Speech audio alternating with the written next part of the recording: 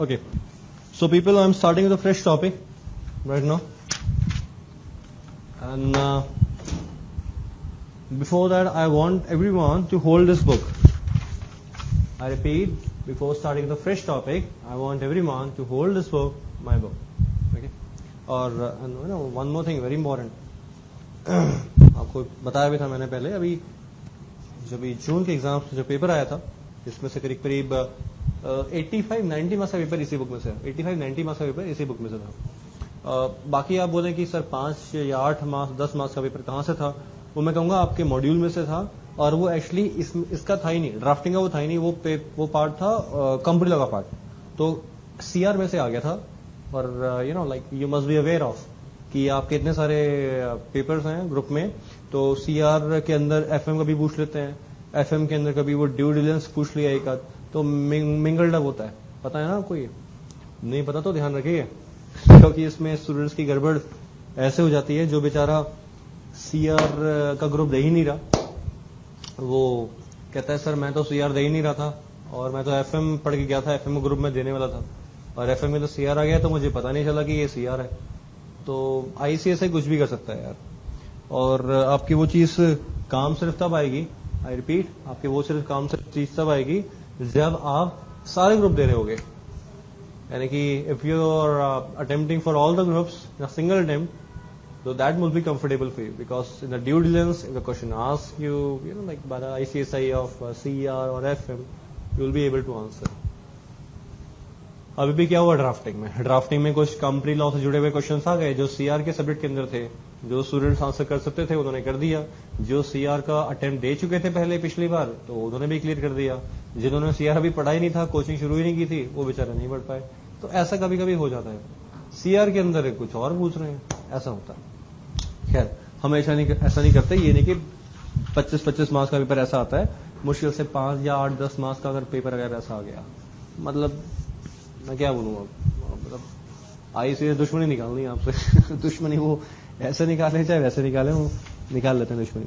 खैर छोड़िए, ये बुक आपके लिए बहुत अच्छी है, और ये बुक काफी बढ़िया है, आपको ये बुक पढ़नी है, इसके अलावा कुछ और पढ़ने की जरूरत नहीं है। ओके, फिलहाल मैं स्टार्ट कर रहा हूँ chapter number 9। I am starting with chapter number 9। I repeat, this chapter number 9, मेरे हाथ में पेज है, पेज नंबर 136।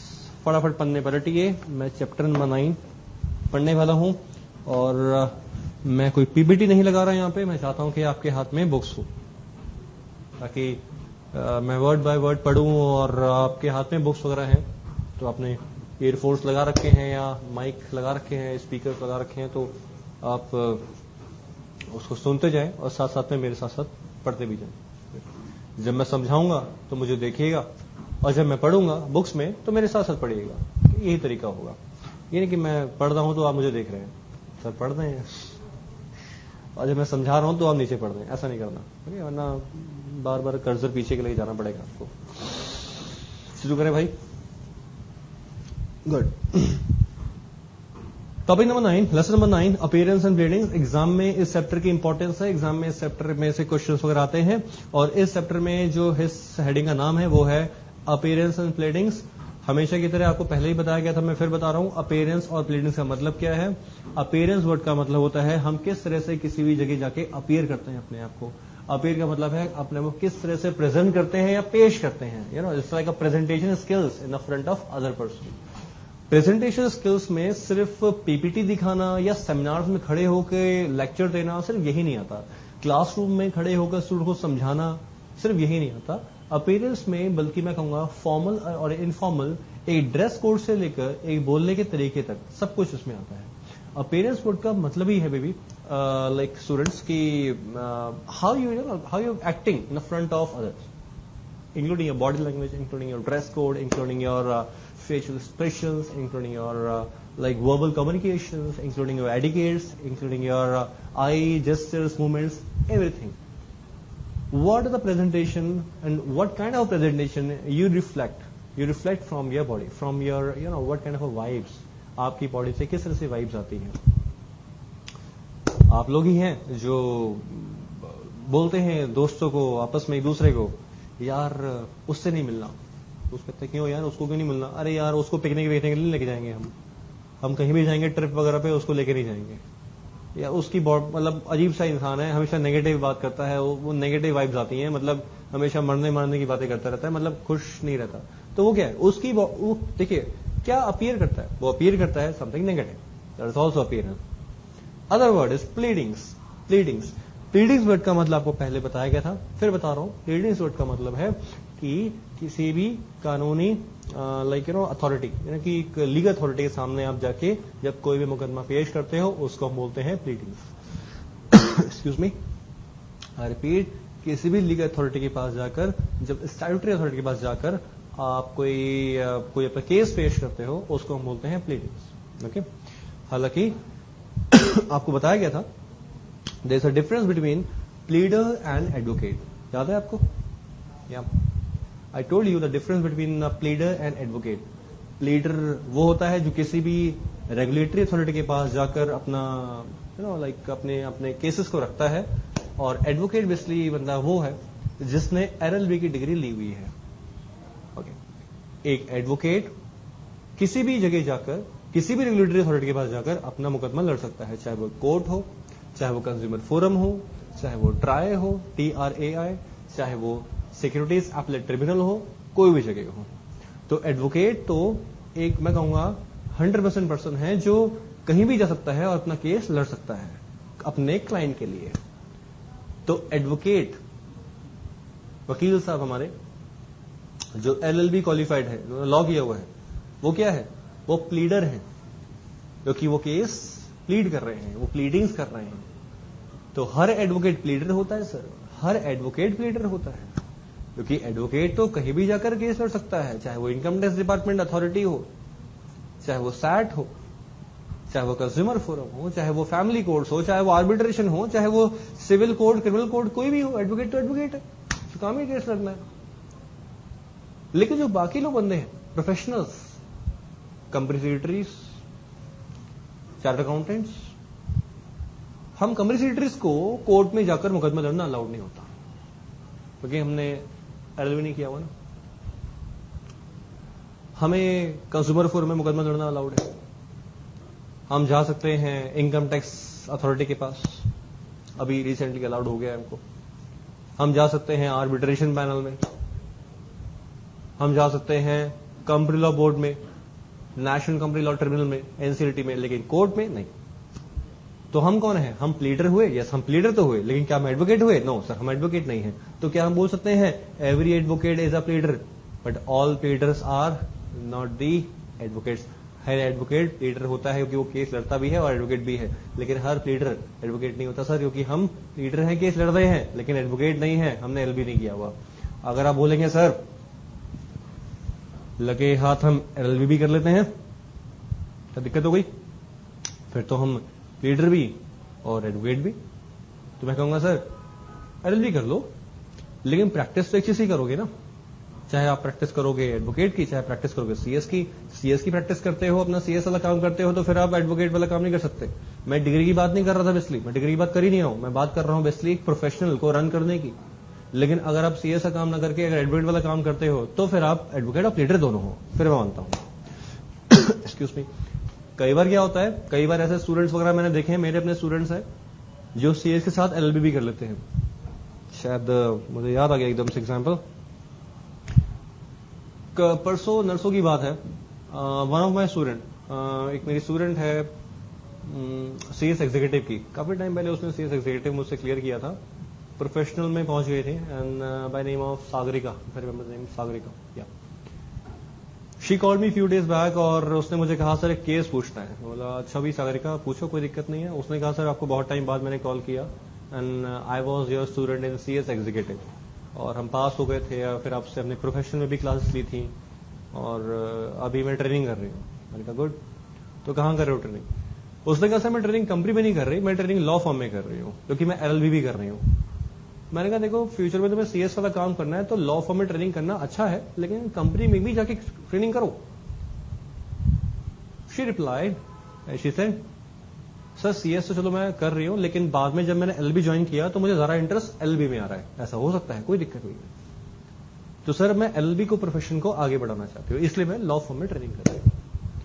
तो कल को मान लीजिए if that girl qualify as a company secretary and side by side she also completes her LLB degree, but later on she opened the office and set up the office for the advocacy, then she will be the advocate and pleader, she will not be the only the pleader.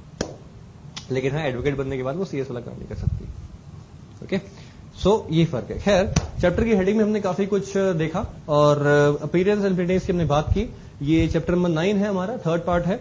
मैं इस chapter को obviously पूरा तो अभी एक सांस में नहीं खत्म करवा सकता, तो पहली से हेडिंग से आगे बढ़ता हूं. और देखिए पहली हेडिंग जो है हमारी है वो है ड्रेस कोड. कहते हैं अगर आप किसी भी जगह जाते हैं तो ड्रेस कोड एक मोस्ट इंपॉर्टेंट चीज है. मैं पढ़ूंगा इसको अभी पहले सुन लीजिए कहानी के फॉर्म में. किसी भी जगह आप जाते हैं, चाहे वो सेमिनार्स हैं, पार्टीज हैं, चाहे वो बड़ी बड़ी कॉन्फ्रेंसेस हैं, आप लोग भी जाएंगे, कई जगह आप लोग जाते भी होंगे. कॉन्फ्रेंस होती हैं ICSI की, सेमिनार्स होते हैं, like number of things are there. वहां पे आप जाको अपने अपने कुछ सेशंस अटेंड करने पड़ते हैं. कंपल्सरी होता है CS में. आपको बता दूं मैं रिसेंटली अभी वो सेमिनार्स कुछ टाइम तक के लिए रोक दिए गए हैं, लेकिन दोबारा से रीस्टार्ट होंगे और आपको सेमिनार्स अटेंड करने जरूरी होते हैं, चाहे वो SIP हो, चाहे वो EDP हो, चाहे वो MSOPs हो. और वहां पे 5 स्टार होटल्स में हम वो सेमिनार्स करवाते हैं और वो सेमिनार्स अटेंड भी करते हैं. ड्रेस कोड की बात सिर्फ ट्रेनिंग के लिए ही नहीं, स्टूडेंट्स के लिए नहीं, बल्कि ऑफिसर्स के लिए भी जरूरी है. ऑफिसर्स का मतलब है जब आप CS बन जाएंगे तो ये आप पर डिपेंड करता है कि अपना ड्रेस कोड आप क्या रखते हैं. Dress code is a most important thing for every professional. कहते हैं ड्रेस कोड ही तो वो चीज होती है जो हम किसी भी इंसान को देखते ही, आई कैन सिंपली से प्राइमा फेसी एक लुक्स निकाल के आता है कि भाई how by a looks this personality is reflecting. इस बंदे की पर्सनैलिटी या पर्सन की पर्सनैलिटी किस तरह से रिफ्लेक्ट करती है, वो एक्चुअली उसके ड्रेस कोड से निकल के आता है. ड्रेस कोड, हमने इसको ड्रेसिंग सेंस क्यों नहीं बोला, ड्रेस कोड ही क्यों बोला. ड्रेसिंग सेंस में और ड्रेस कोड में फर्क है. ड्रेसिंग सेंस हम कैजुअल वर्ड में इस्तेमाल करते हैं. okay? हम लोग कई बार होते हैं, सुनिए चैप्टर अजीब सा है, थोड़ा इंपॉर्टेंट साइकोलॉजिकल है, और क्योंकि मैं तो साइकोलॉजिस्ट हूं तो ऑब्वियसली मुझे चैप्टर पढ़ाने में मजा आएगा. कभी किसी लड़के ने ऑरेंज शर्ट पहनी हो और ग्रीन कलर की पैंट पहनी हो, साथ में उसने व्हाइट कलर की हैट लगा रखी है और ब्लैक कलर के गॉगल्स पहन रखे हैं और सफेद शूज, लेकिन और हाथ में एक छड़ी. अनिल कपूर या मिथुन चक्रवर्ती. आप कहेंगे कितना बेवकूफ आदमी है, क्या पहन रखा है, कोई हिसाब ही नहीं है, ऑरेंज शर्ट और ग्रीन जीन्स, पता नहीं क्या हिसाब किताब है. आप क्या बोलते हैं, आप बोलते हैं कि बेकार चॉइस है इसकी, कितनी बेकार चॉइस है इसकी. कोई और पर्सन हो, उसने शायद किसी और कलर की गर्ल्स हैं, उसने किसी और कलर की नेल पॉलिश लगा रखी हो, तो कोई कहता है कि इतनी बेकार चॉइस है, कितनी गंदी लग रही है, बेकार है, पता नहीं क्या क्या है. हम लोग ऐसी बातें करते हैं, हम लोग ऐसी बातें करते हैं. I know this. जानते हैं इस दुनिया में एक दिक्कत है. इस दुनिया में सर दिक्कत यह है कि यहां पे अच्छी और बुरी की कोई डेफिनेशन नहीं है. There is no definition in the world about what is right and what is wrong and what is good and what is bad. एक पर्सन ने अगर ग्रीन शर्ट पहन रखी है तो आप उसे बुरा नहीं बोल सकते. आपने उसको बुरा इसलिए बोल दिया क्योंकि उसकी चॉइस आपसे मैच नहीं करती, तो ये कोई तरीका नहीं होता किसी को बुरा बोलने का. उसके अकॉर्डिंगली उसका फेवरेट कलर ग्रीन था, उसने वो पहना, और आपने व्हाइट शर्ट पहनी हुई है. भाई वो बंदा बोलता है कितना बेवकूफ आदमी है, भाई व्हाइट शर्ट पहनी हुई है, ये क्या तरीका होता है व्हाइट शर्ट पहनने का. उसको व्हाइट कलर पसंद नहीं है, भाई वो तो आपको बोलेगा कि कितनी बेकार चॉइस है. पॉसिबिलिटी है, बिल्कुल पॉसिबिलिटी है. So there is nothing like a good, there is nothing like a bad in this world. लेकिन हाँ, ये होता है ड्रेसिंग सेंस के साथ साथ ड्रेसिंग कोड. अब सुनिए ड्रेसिंग कोड क्या है. ड्रेसिंग कोड का मतलब है कि आपको ऐसे कैजुअल्स, ऐसे वियर्स पहनने हैं जो आपके पर्सनैलिटी के हिसाब से सूट करते हों और साथ में उनके साथ में एक मैचिंग कॉन्सेप्ट भी हो. They must be matching concept also. और क्योंकि हम यहां पे आपकी पर्सनल लाइफ के ऊपर ध्यान नहीं दे रहे, हम यहां पर बेसिकली बात कर रहे हैं प्रोफेशनल्स की. आपकी पर्सनल लाइफ में देखिए आप क्या कलर पहनते हो, obviously I can not interfere, मैं इंटरफेयर नहीं कर सकता. What I am trying to say is about the seminars, the conferences, the board meetings, the annual general meetings and all those meetings where the dressing sense and dressing code is very much important. So accordingly, what I am trying to recommend, what I am trying to advise you is my opinion that you must have a dressing code according to the meetings and according to the the occasions. If the managing director announces like a party, let's have a party. मेरा birthday है, परसों party करेंगे, सारा legal department, marketing department, हर सब लोग आएंगे और office hours में ही पार्टी करेंगे. जितने भी टॉप के ऑफिशियल्स हैं वो सब मिलकर पार्टी करेंगे, एम्प्लॉयज को छुट्टी कर देंगे उस दिन जल्दी. और आप उस दिन पार्टी में वही टाई शाई एकदम से पहन वगैरह के आ जाते हो सकता है चले, हो सकता है ना भी चले. जब एमडी ने कहा था कैजुअल्स पहन के आने, तो आप कैजुअल पहन के क्यों नहीं आए? आप सोचते हो कि सर ऑफिशियल पार्टी है, मुझे कैजुअल्स नहीं पहनने चाहिए थे. तो सर समझिए कि ओकेजन क्या था, एमडी साहब का बर्थडे था, बोर्ड मीटिंग नहीं थी वो. यही अगर कंपनी की बोर्ड मीटिंग होती तो फिर आपको समझना था कि आपको क्या ड्रेस कोड रखना चाहिए था. ओके, तो देखिए ड्रेस कोड के ऊपर तो हजार बातें हो सकती हैं. इसके ऊपर मार्केट में किताबें भी आती हैं, बुक्स भी बहुत सारी आर्टिकल्स अवेलेबल हैं, बहुत सी चीजें अवेलेबल हैं. और ड्रेस कोड के ऊपर तो ऑब्वियसली मेरा पूरा सेमिनार चलता है आईसीएसआई में इंटरव्यू स्किल्स के ऊपर और पर्सनल डेवलपमेंट के ऊपर, क्योंकि मैं सेमिनार्स देता हूं. आप लोगों ने मेरा देख ही लिया होगा पूरा प्रोफाइल, नहीं देखा जिसने तो देख लीजिएगा, बुक के पीछे वाले कवर पे है, बाद में देख लीजिएगा. तो वहां पे आपको आइडिया हो जाएगा कि मेरे पूरे सेमिनार्स वगैरह चलते हैं. तो मैं ड्रेस कोड पे आपको जोर देना चाहता हूं. ड्रेस कोड का एग्जैक्टली मतलब है कि आपका कौन सा मैचिंग कॉन्सेप्ट वगैरह है, आपका टाई कलर क्या है, आपका शर्ट क्या है, आपका ट्राउजर्स कलर कौन सा है, आपके शूज कौन से हैं. आपने अगर ट्राउजर्स पहने हुए हैं तो स्पोर्ट शूज नहीं चलेंगे. अगर आपकी हाइट ज्यादा है, अगर आप लंबे हैं, अगर आप नैरो हैं, अगर आप बहुत ही चौड़े इंसान हैं, बहुत ही बॉडी बिल्डर टाइप के हैं, तो आपकी टाई चौड़ी हो सकती है. लेकिन अगर आप स्लिम ट्रिम हैं, एथलेटिक बॉडी के हैं, तो आपकी टाई जो है वो नैरो होनी चाहिए. अच्छी बात है. आप अगर शेव क्लीन रखते हैं तो क्लीन ही रखिए. अगर आप कभी कभी शेव रखते हैं तो शेव का भी एक प्रॉपर तरीका होना चाहिए, जैसे मैंने बता रखा है, जैसे नॉर्मल तरीका ऑब्वियसली होना चाहिए. Moreover there are some youngsters आजकल के हैं, उन यंगस्टर्स वो आजकल बॉडी टैटू करवाते हैं. तो टैटू बॉडी विजिबल नहीं होनी चाहिए. मतलब नहीं बॉडी विजिबल, ये बहुत ही खराब तरीका होता है. लेडीज के लिए हैं तो उनके बाल टाई अप होने चाहिए, मेंटेन होने चाहिए प्रॉपरली. उनके शूज का कलर कैसा होना चाहिए, पिंक शूज वगैरह कंपनी के अंदर नहीं अच्छे माने जाते. तो black and white must be good. सारी बातें जो ड्रेस कोड के अंदर आती हैं कि आप किस तरह से अपने एक आउटफिट अपीयर करते हो किसी भी जगह पे जाके. अब ये तो बातें हो गई कंपनी की. पहली बात थी हमारे पर्सनल लाइफ की, दूसरी बात हो गई हमारी कंपनी की. तीसरी बात जाते जाते करेंगे ड्रेस कोड में, इस टॉपिक को खत्म करने से पहले, वो ये कि जब भी आप अपीयरेंस के लिए जाते हो किसी भी कोर्ट में मुकदमा लड़ने के लिए, चाहे वो कोई ट्रिब्यूनल हो, चाहे वो कोई फोरम हो, चाहे वो कोई अथॉरिटी हो, नेशनल कंज्यूमर अथॉरिटी है, कंज्यूमर फोरम है, चाहे वो ट्राई है, चाहे वो सैट है, चाहे वो नेशनल कंपनी लॉ ट्रिब्यूनल है, चाहे वो कोर्ट है, चाहे वो कोई भी जगह है, आपको उस जगह पे जाने के लिए कौन सा ड्रेस कोड पता होना चाहिए. कंपनी लॉ बोर्ड में हमारे यहाँ ड्रेस कोड है सर. ओके, जिस तरह से एडवोकेट्स का ड्रेस कोड होता है ब्लैक कोट, तो हम ब्लैक कोट तो नहीं पहनेंगे, हम तो एडवोकेट नहीं है, बताया था मैंने अभी. तो अगर हम लोग कोर्ट में जाते हैं तो कोर्ट में या कंपनी लॉ बोर्ड या एनसीएलटी में जाने के लिए हमारे पास ड्रेस कोड जो होता है वो होता है navy blue coat, navy blue shirt kind of. Okay, और हमको वो पहन के जाना पड़ता है. अगर आप कहेंगे सर हमारे पास नहीं है, नहीं तो सिल्वा, वो ऑब्वियसली बात है, अदरवाइज ही जाओगे आप, वो आप वहां पे अपीयर नहीं हो सकते, अपना क्लाइंट का मुकदमा नहीं लड़ सकते. जो क्लाइंट कंपनी लॉ बोर्ड ने आपके क्लाइंट के ऊपर कोई पेनल्टी लगा दी थी और आप वो पेनल्टी को हटवाने के लिए वहां जब जाते हो, मुकदमा लड़ते हो, तो आपका एक ड्रेस कोड होना चाहिए. वो ड्रेस कोड वही ब्लैक शर्ट, वो ब्लैक कोट वगैरह नहीं चलेगा. The dress code must be the blue coat and all.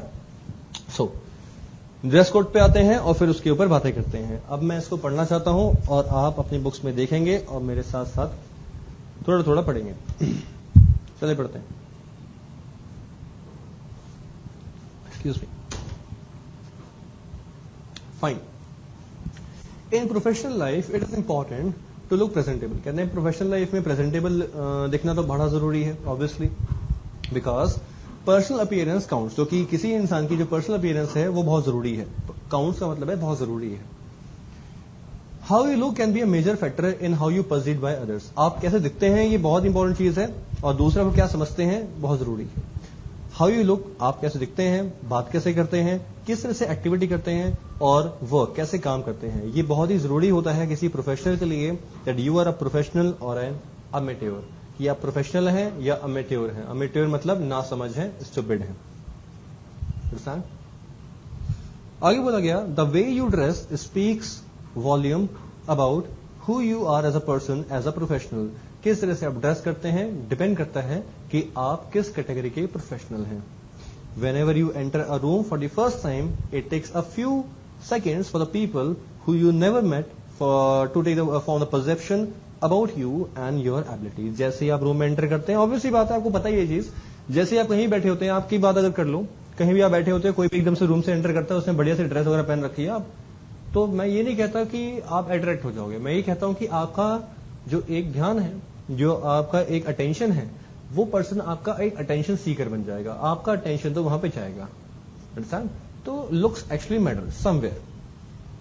Your clothes and your body language always speaks us. आपकी क्लोथ्स, आपके कपड़े, आपकी बॉडी लैंग्वेज हमेशा पहले बोलती है आप किस तरह से बात करते हैं. और आपको ये भी मैं बता दूं प्लीज, चलिए मैं बताता हूं थोड़ी देर में बताता हूं. So it is important that your image gives people the right impression. इसलिए आपकी इमेज लोगों को एक सही इंप्रेशन देती है. ठीक है जी. तो ये ड्रेस कोड की हमने बात कर ली. इसके नीचे है हमारे पास गाइडलाइंस, उसको भी लगे हाथ पढ़ लेते हैं, उसके बाद हम आगे बढ़ेंगे. कुछ और ही बताऊंगा आपको. Guidelines for professional dress of a company secretaries. मेरे साथ पढ़िए नीचे बुक्स में देखिएगा. To enhance the visibility and brand building. कहते हैं अपने प्रोफेशन की विजिबिलिटी बढ़ाने के लिए और साथ में ब्रांड बिल्डिंग को इंप्रूव करने के लिए जरूरी है इंश्योरिंग द यूनिफॉर्मिटी. यूनिफॉर्मिटी का मतलब होता है एक जैसा. जरूरी है कि हम सारे प्रोफेशन को एक जैसे लगें, यानी कि जितने भी हम कंपनी सेक्रेटरीज हैं उन सबका एक ड्रेस कोड होगा. चार्टर्ड अकाउंटेंट्स का ड्रेस कोड अलग होगा.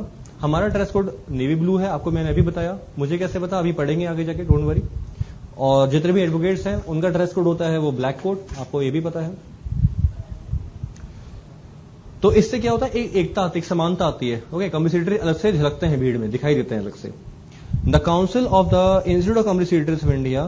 तो जो हमारा आईसीएसआई था उसकी काउंसिल जो है, उसकी जो हमारा जो एक काउंसिल बना हुआ है, has prescribe the following guidelines. उस काउंसिल ने ये गाइडलाइंस कुछ पेश की हैं जिसमें बताया गया कि मेंबर्स जो हैं जब भी किसी जुडिशियल या क्वासी जुडिशियल के आगे पेश होंगे तो ये सब पहनेंगे.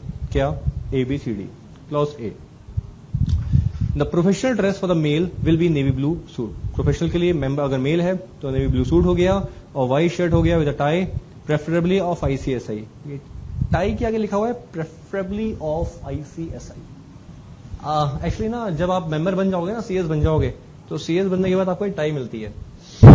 आपको दिखाऊंगा मैं नेक्स्ट क्लास में. टाई होती है, मतलब सिंपल टाई है, ब्लू कलर की टाई होती है, उसमें ना सीएस का लोगो बना होता है. मुझे मिली हुई है.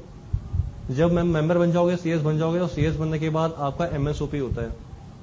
एमएसओपी के दौरान आपके कुछ सेमिनार्स होते हैं, कुछ प्रोग्राम्स वगैरह होते हैं, और फिर आपका जो लास्ट डे होता है 12 दिन का होता है वो, और लास्ट डे में फिर आपको बुलाते हैं, एक नाम से स्टेज से बुलाते हैं. स्टेज से बुलाकर हाथ में लाते हैं, सर्टिफिकेट देते हैं, मेडल पहनाते हैं, फोटोग्राफ खिंचवाते हैं और साथ में वो गिफ्ट वगैरह देते हैं. तो खैर वो फीलिंग ही अलग होती है. और उस दिन के बाद आप अपने आप को कंपनी सेक्रेटरी बोल सकते हो. तो तब ना आपको एक टाई मिलती है और टाई के ऊपर आईसीएसआई का लोगो लगा होता है. तो उस टाई की बात कर रहे हैं कि अगर आपके पास आईसीएसआई की टाई है, अभी भी संभाल कर रखी हुई है, उसको पहन के जाएं किसी भी कंपनी लॉ बोर्ड वगैरह में, तो अच्छा इंप्रेशन पड़ेगा. मेरे पास भी है, लाइक उसको दिखाऊंगा आपको मैं कैसी है वो. मैंने कभी पहनी नहीं उसको, ऑनेस्टली बताऊं, कभी. मैं अपनी ऐसी, मेरे पास टाई बहुत है. आगे बोला गया और navy blue buttoned up coat over a pant और a navy blue safari suit, या नेवी ब्लू सफारी सूट वगैरह पहन सकते हैं आप. फीमेल जी की बात करें, मैडमों की, तो क्लॉज बी में कहा गया the professional dress for female members will be sari और अदर ड्रेस और sober colour with a navy blue jacket. तो सिंपल हो गया. फीमेल कैंडिडेट्स के लिए बहुत जरूरी है. फीमेल कैंडिडेट्स को भी एक सोबरिटी मेंटेन करनी है और इसके लिए उनको भी एक ड्रेस कोड मेंटेन करनी पड़ेगी. Clause C, members in the employment may wear the dress uniform as specified by the employer for all the employees or if the allowed aforesaid professional dress. ये क्लॉज सी अच्छा point है और clause C आपके लिए है. देखिए, हो सकता है आप कभी कंपनी लॉ बोर्ड में कभी जाएं, कभी मौका मिले, एक दो बार गए तो गए, ठीक है, समझ में आता है. लेकिन सारे स्टूडेंट्स का एक सवाल तो कॉमन रहेगा, वो ये कि सर हम जब कंपनी ज्वाइन करेंगे तो कंपनी ज्वाइन करने के टाइम पर हम क्या पहनेंगे, वहां पर हम क्या पहने. हम क्या इंटरव्यू के दिन रेड शर्ट पहन जाएं, हम व्हाइट शर्ट पहने, हम ग्रीन शर्ट पहन के चले जाएं, या जब कंपनी में हम जॉब करेंगे या ट्रेनिंग करेंगे तो हम डेली क्या पहन के जाएं? तो सर बड़ा सिंपल है, कंपनी का क्या अपना कोई कल्चर है? अगर उस कंपनी का जिसमें आप जॉब कर रहे हैं, ट्रेनिंग कर रहे हैं, जो भी है, उसका अपना कोई कल्चर है, ड्रेस कोड है, तो बेस्ट है। नहीं है तो आप ऊपर वाला ए और बी फॉलो कर सकते हो, जो भी आप चाहते हो। ओके, अगर आप मुझसे पूछें कि मैंने क्या फॉलो किया, मैं बता दूं आपको। पिछले 4-5 साल जब से मैं सीएस हूं, कंपनी सेक्रेटरी हूं, पिछले इतने सालों से मैं जो पहन रहा हूं वो है white shirt black pant, white shirt black trouser, white shirt black trouser, white shirt black trouser और white shirt black trouser. Tie colour change होता रहता है। 4 साल से मेरे स्टूडेंट्स ने मुझे देख देख के परेशान हो गए हैं, सर आपके व्हाइट शर्ट और ब्लैक ट्राउजर देख के हम परेशान हो गए। मतलब मेरे पास जितनी भी शर्ट्स हैं वो सारी व्हाइट है, जितने भी ट्राउजर्स हैं वो सारे ब्लैक हैं। Couple of shirts might be having that's of blue colour, एक आध शर्ट ब्लू कलर की है, वो गिफ्टेड है। क्योंकि देखिए व्हाइट शर्ट जो है और ब्लैक पैंट जो है ये हर जगह काम आती है, हर जगह काम आती है, उसको कहीं पहन सकते हैं। ओके, खैर छोड़ो। Clause D, practising company secretary appearing before an tribunal. अगर कोई प्रैक्टिसिंग कंपनी सेक्रेटरी है, वो किसी ट्रिब्यूनल के सामने अगर जा रहा है या कौसी जुडिशियल अथॉरिटी के पास अगर जा रहा है, तो वहां पर उसे क्या पहनना होगा? If any prescribe before such tribunal, अगर क्या उस ट्रिब्यूनल ने कुछ प्रेस्क्राइब कर रखा है, अगर प्रेस्क्राइब कर रखा है तो बेस्ट है, नहीं प्रेस्क्राइब कर रखा तो फिर वो ऊपर वाला ही ड्रेस कोड फॉलो कर सकता है ए और बी का। तो एबीसीडी में क्या हो गया? एबीसीडी में हो गया क्लॉज ए और बी कि प्रोफेशनल क्या पहनेगा, मेल, बी में है फीमेल, सी में है एम्प्लॉइज और डी में है प्रैक्टिसिंग कंपनी सेक्रेटरी। ओके, इसमें कोई डाउट है तो प्लीज मुझे बताओ। Next one please, professional etiquettes. Professional etiquettes ये तो एक ऐसी हेडिंग है जो आप में बिल्कुल नहीं है, हाँ, किसी में नहीं होती है, डोंट वरी। प्रोफेशनल एटिकेट्स एक डायलॉग है जो मैंने ही बनाया है। वो डायलॉग ये है कि if you are doing a professional course you must act like a professional. इस डायलॉग की बड़ी गहराई है सर, जरा ध्यान से सोचिएगा। Just think about this, if you are doing a professional course you must act like a professional.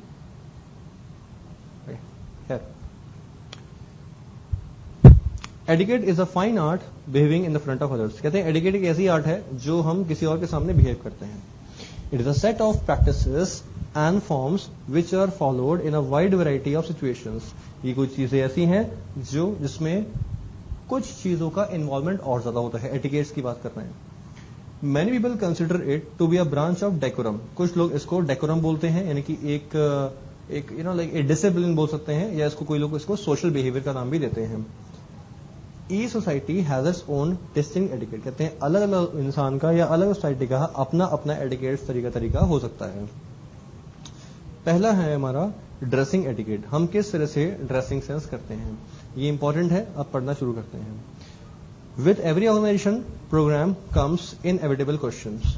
जब भी कोई ऑर्गेनाइजेशन में प्रोग्राम वगैरह होते हैं, हमें हमारे पास सबसे बड़ा ऑप्शन आता है व्हाट डू आई वियर। ये तो आपके साथ भी होता है।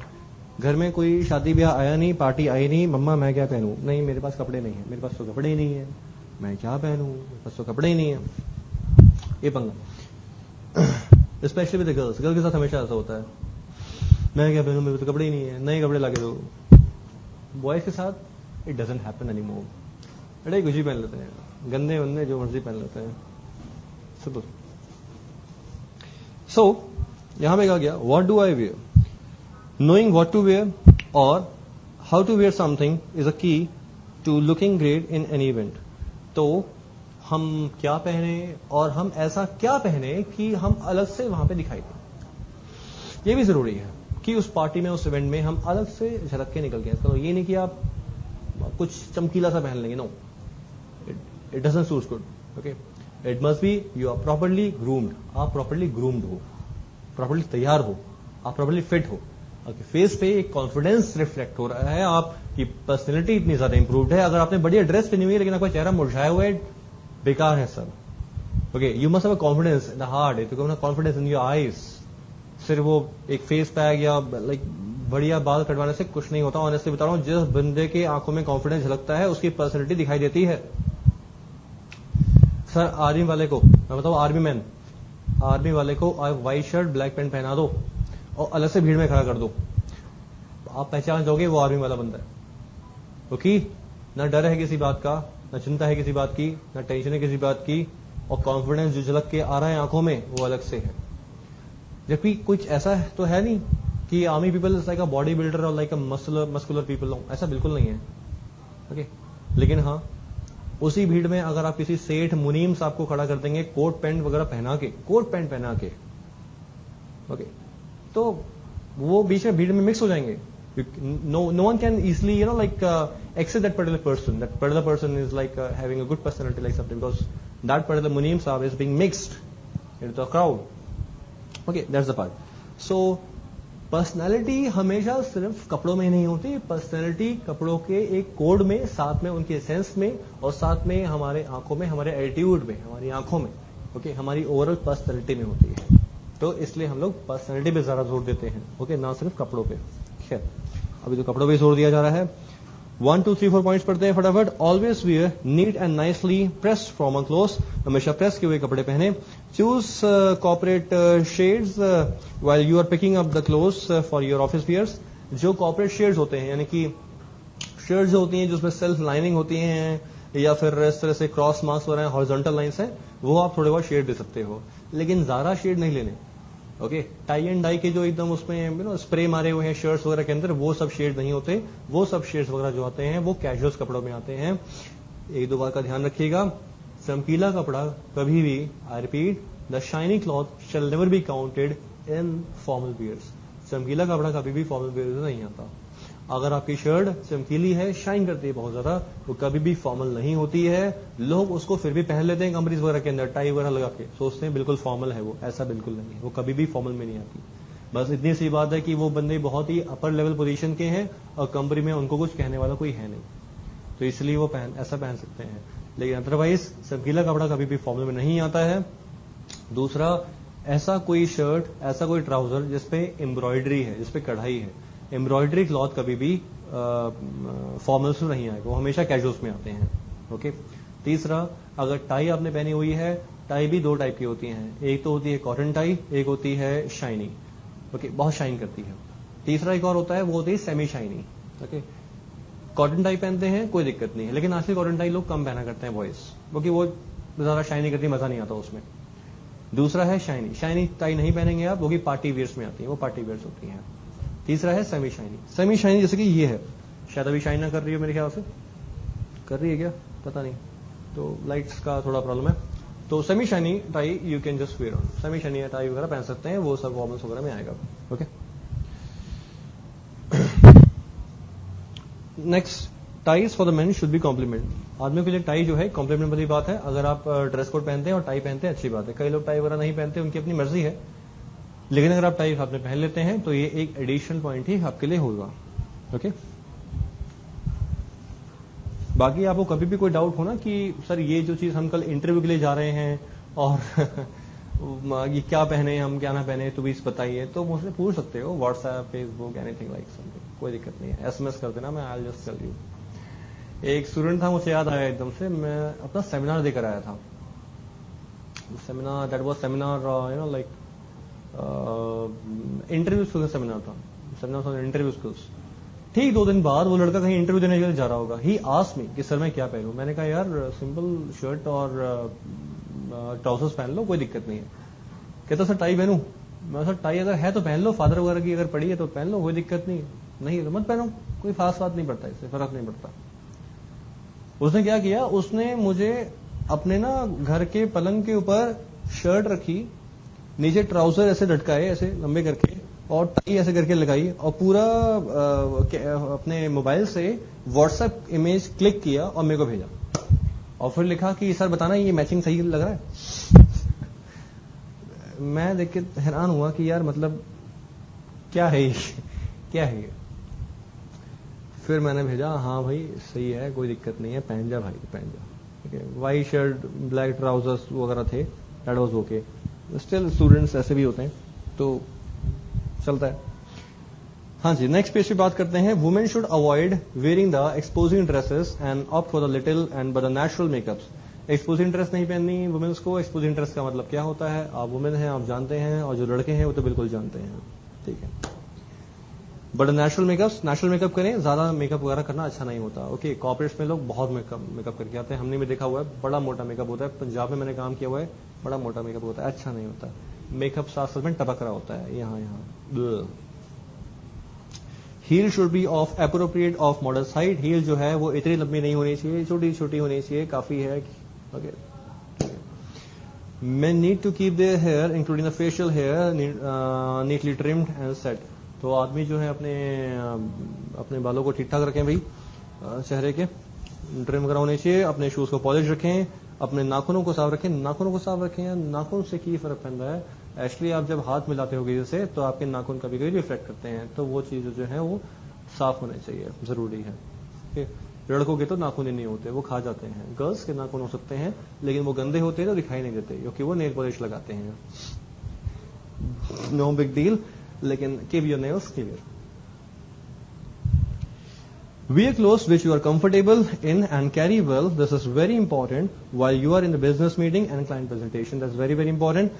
So ऐसे कपड़े जरूर पहने सर आप जो आपको comfortable लगे। कभी कभी ऐसा होता है that you have to give some presentation in a board meeting or with a projector with a PowerPoint like something.